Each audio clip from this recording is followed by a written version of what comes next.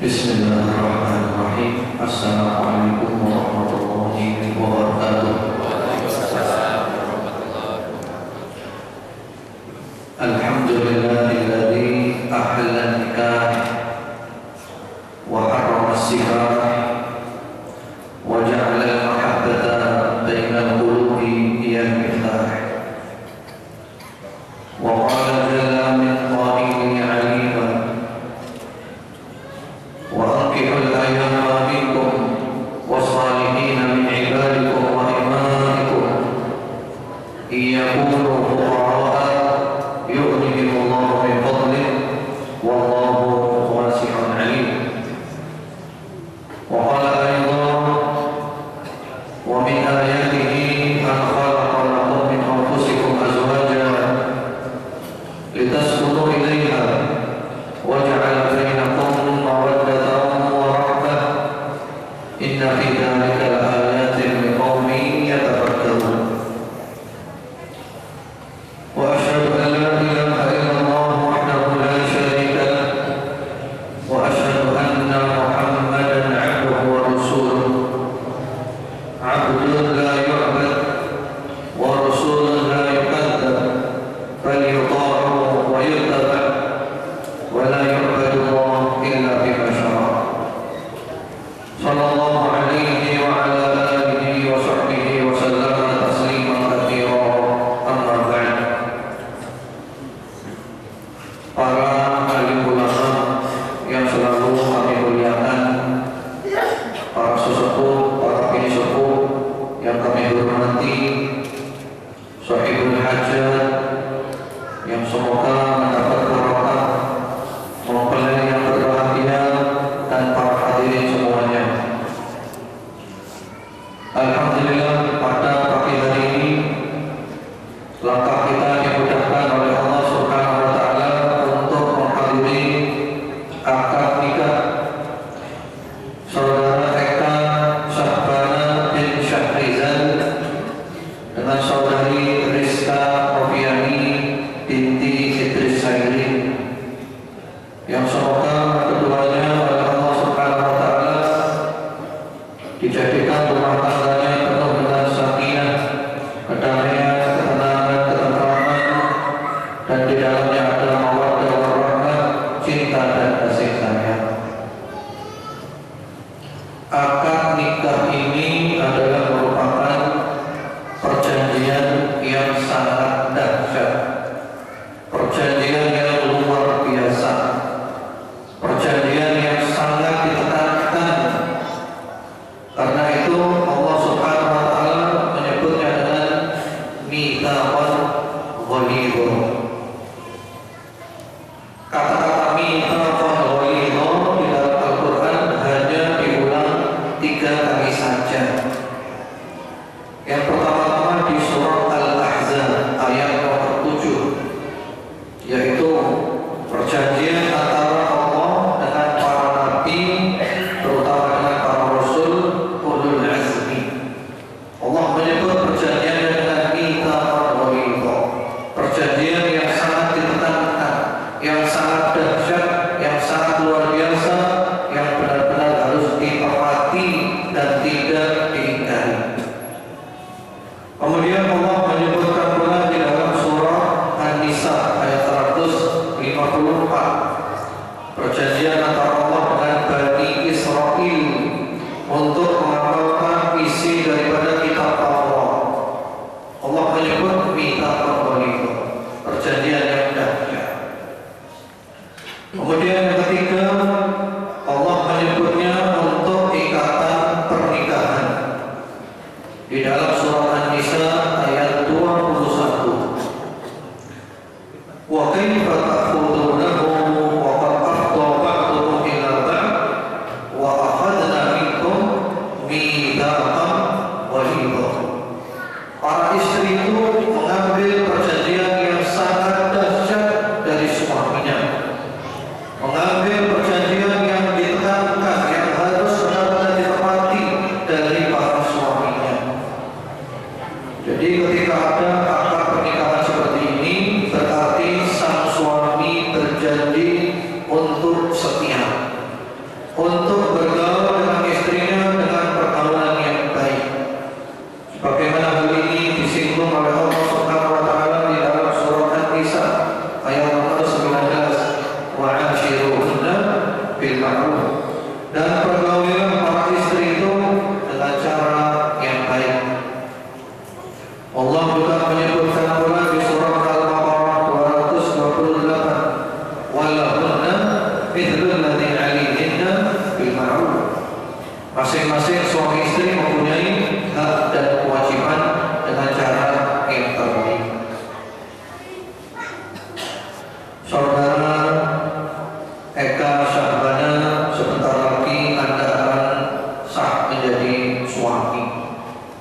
Tentu di sana ada hak dan tanggung jawab. Suami yang baik adalah suami yang meniru Rasulullah Muhammad SAW,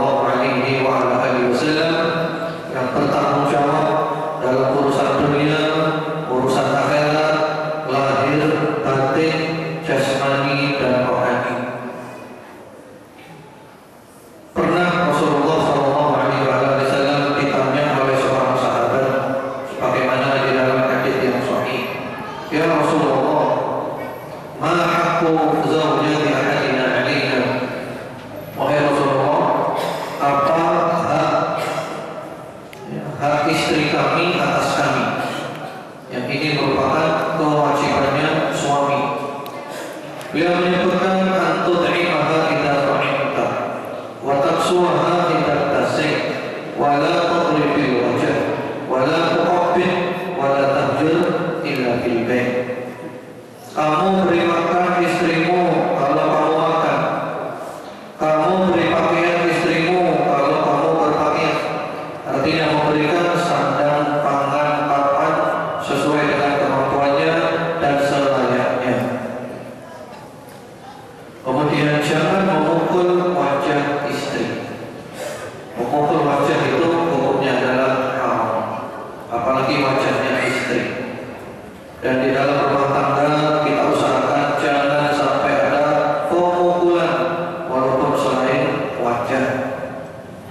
Kemudian jangan menghina istri, karena istri diciptakan oleh Allah dari tulang rusuk yang sifat dasarnya adalah bengkok. Kewajiban suami adalah bagaimana membimbing, bagaimana membina, bagaimana mengayomi, bagaimana mengarahkan, bukan menghina, bukan mencaci maki, bukan melecehkan. Karena gara-gara kata-kata yang salah terucapkan, rumah tangga bisa berantakan. Jangan menghina dan jangan meninggalkan rumah kalau ada masalah. Saudara Eka dan juga saudari Rizka, problem dalam rumah tangga itu wajar. Rumah tangganya siapapun ada problem itu wajar. Rumah tangganya Nabi, rumah tangganya Kiai, rumah tangganya Ustadz, rumah tangganya siapapun ada problem itu wajar. Memang bagaimana kita mengelola problem itu. Kalau ada masalah, cepat-cepat diselesaikan. Jangan pergi meninggalkan rumah, tetap selesaikan di dalam rumah. Kalau ada yang merasa salah atau terbukti salah, jangan malu untuk meminta maaf. Kalau ada yang meminta maaf, jangan berat untuk memberikan maaf. Saling pengertian. Bukankah yang kita cari adalah rumah tangga yang sakinah, mawaddah, warahmah, baiti jannati, rumahku adalah surgaku. Itu kewajiban suami. Kemudian juga ada kewajiban yang amat sangat besar yang disebutkan oleh Allah Subhanahu wa taala di dalam surat At-Tahrim ayat nomor 6. Ya ayyuhalladzina amanu qu anfusakum wa ahlikum nara. Hai orang-orang yang beriman, selamatkan dirimu dan keluargamu dari api neraka. Ini penting, saudara Eka. Anda suami, maka Anda berkewajiban menyelamatkan diri Anda, istri Anda, dan keluarga Anda dari api neraka Allah Subhanahu wa taala. Caranya adalah benar-benar rumah tangga ini dibawa menuju ridhonya Allah. Mengerjakan perintah Allah, meninggalkan larangan Allah, menegakkan hukum-hukum Allah, aturan-aturan Allah Subhanahu wa taala, dan rumah tangga ini berjalan di atas Al-Quran dan As-Sunnah yang sesuai dengan para sahabat radhiyallahu anhum ajma'in. Rumah tangga ini garisnya adalah Al-Quran dan As-Sunnah. Jangan melenceng dari dua pusaka Rasulullah SAW itu. Menyelamatkan diri dan keluarga. Kemudian juga saudari Rizka Noviani, Anda sebentar lagi menjadi istri. Mudah-mudahan Anda menjadi istri yang salihah, calon-calon penghuni surga. Sebagaimana sabda Rasulullah SAW, "Ayyuma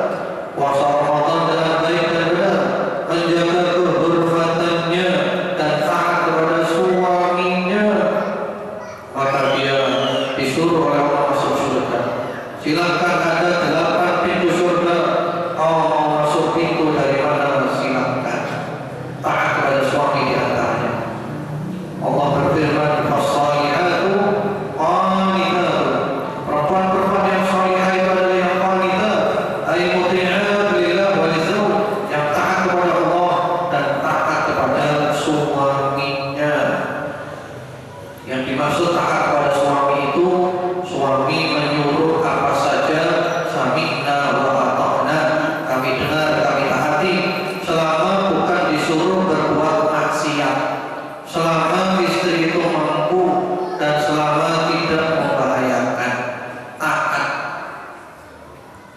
Berbahagialah para istri yang salihah yang taat kepada suaminya ini, yang mana Rasulullah Muhammad SAW hanya memberikan 3 kriteria untuk menjadi istri yang salihah. Kalau ini kita praktekkan, luar biasa. Beliau ditanya, ya Rasulullah, ayyun nisa'i khair? Wahai Rasulullah, seperti apakah perempuan yang baik itu, istri yang salihah itu? Beliau menjawab, allati idza nadarta ilaiha sarratka, wa idza amartaha ata'atka, wa idza ghibta anha habitat ghaibataka fi nafsiha wa malik. Yang pertama-tama, kalau diperintah suami taat, suami itu apa saja taat, selama bukan maksiat, selama dia mampu dan selama tidak membahayakan. Kalau dipandang suami menyenangkan, kalau dipandang suami menyenangkan, dia berdandan, dia wajahnya berseri-seri, dihiasi dengan senyuman, tidak cemberut, tidak bermasam muka, dia melayani suaminya dengan sebaik-baiknya, walaupun kadang istri itu ada problem, ada masalah, demi menyambut suami, lupakan semua problem itu. Dan ini dicontohkan oleh Ummu Sulaim radhiyallahu ta'ala anha. Ummu Sulaim adalah istri daripada sahabat Abu Talha radhiyallahu ta'ala anhu. Keduanya baru menikah dan oleh Allah dikaruniai anak. Anaknya kecil, masih lucu-lucunya anak itu. Kemudian sang suami Abu Talha pamit pergi keluar rumah, ada keperluan. Ketika itu sang anak dalam keadaan sakit. Subhanallah, pas hari kepulangan Abu Talha, ternyata sang anak itu meninggal dunia. Tapi Abu Talha belum datang, mau datang hari itu. Meninggal dunia sang anak. Kita bisa membayangkan bagaimana perasaannya Ummu Sulaim, sang ibu yang ditinggalkan oleh anaknya yang masih kecil, yang lucu seperti itu. Tentu perasaannya hancur. Tapi karena Ummu Sulaim tahu hari ini suamiku datang, maka dia menyembunyikan kegalauannya, kegelisahannya, kesumpukannya, problemnya, kesedihannya disembunyikan. Ummu Sulaim berdandan demikian cantik. Dia datang menyambut suaminya Abu Talha. Suaminya tanya, wahai istriku, bagaimana kabar anak kita? Ummu Sulaim menjawab, anak kita dalam keadaan sangat tenang, tidak mengatakan kalau meninggal. Sehingga Abu Talha menyangka anaknya sudah sembuh, tidur. Lalu terjadi hubungan suami istri. Ummu Sulaim dalam keadaan seperti itu sanggup melayani suaminya, seakan-akan tidak ada problem apa-apa. Setelah selesai hubungan suami istri itu, barulah Ummu Sulaim mengatakan, wahai suamiku, kalau ada seseorang meminjamkan sesuatu kepada suami, lalu pinjamannya itu diminta lagi, bagaimana sikap suami? Kata Abu Talha, ya dikembalikan. Kita pinjam, diminta, ya dikembalikan. Lalu kata Ummu Sulaim, Allah meminjamkan kepada kita anak, dan anak itu sekarang diminta kembali oleh Allah Subhanahu wa Ta'ala.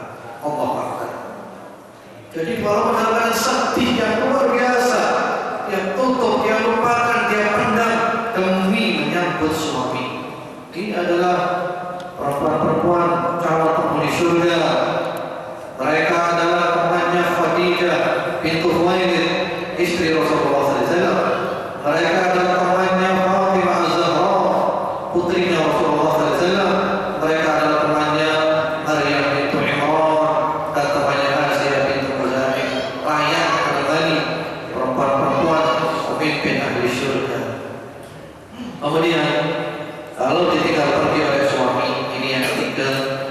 Kalau suaminya pergi sekian lama, ada keperluan, maka istri pandai menjaga dirinya dan pandai menjaga harta suaminya. Para hadirin yang dimuliakan Allah dan mempelai yang berbahagia, pada zaman ini kita perlu mewaspadai alat-alat komunikasi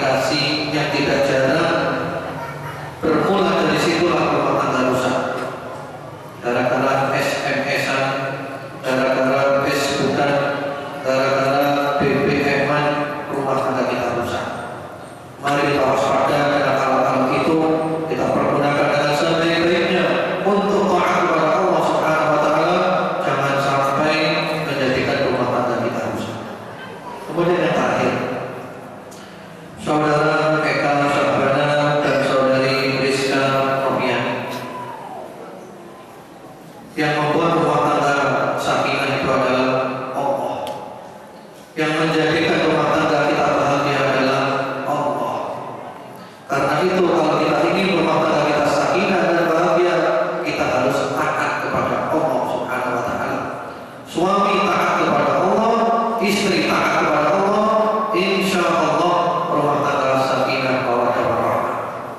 Di antara yang membuat rumah tangga rusak tidak harmonis lagi adalah karena keduanya bermaksiat kepada Allah atau salah satunya bermaksiat kepada Allah Subhanahu wa taala. Para salafus saleh dahulu mengatakan, "Ana a'fillah wa ra'aitu athar dzalika fi khuluqi dabbati Muhammad." Karena aku maksiat kepada Allah, aku malah menyaksikan dampaknya terhadap akhlak istriku dan kendaraanku. Artinya dia punya istri biasanya itu baik, taat, masya Allah luar biasa. Tiba-tiba berubah, kenapa? Maka sang suami mengoreksi dirinya, ini gara-gara saya maksiat kepada Allah. Saya dihukum oleh Allah, istri saya tidak seperti biasanya. Atau juga mungkin seorang istri punya suami biasanya baik, kenapa kok tidak baik lagi? Jangan buru-buru dapatkan suami, istri perlu mengoreksi diri. Boleh jadi gara-gara saya maksiat kepada Allah. Allah hukum saya, suami saya tidak sebaik biasanya.